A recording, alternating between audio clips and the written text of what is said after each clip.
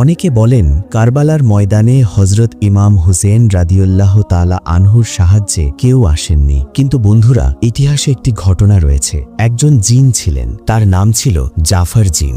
আশুরার দিনে জাফর জিন একটি উৎসবে ব্যস্ত ছিলেন। হঠাৎ করে দুজন জিন তার সিংহাসনের নিচ থেকে কান্নাকাটি করতে করতে বেরিয়ে আসে। তারা বলল, হে আকা, আমরা আপনার দরবারে আসছিলাম। পথে আমাদের যাত্রা কারবালা দিয়ে অতিক্রম করেছিল।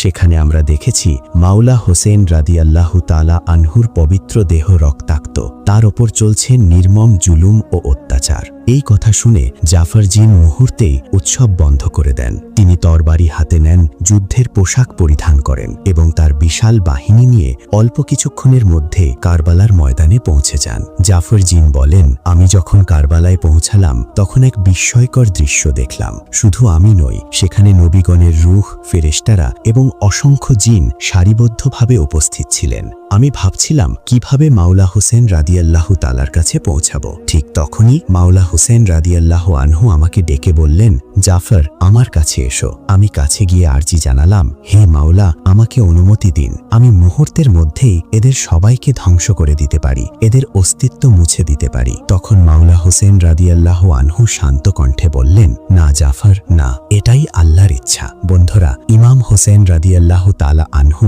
কখনোই অসহায় ছিলেন না। তার একটি ইশারাতেই কারবালার পুরো চিত্র বদলে যেতে পারত, কিন্তু তারপরেও তিনি সবরকে বেছে নিয়েছিলেন, সত্য ও ন্যায়ের পথে অবিচল থাকার জন্য। বন্ধুরা, কমেন্টে লিখুন, ইয়া হুসেন।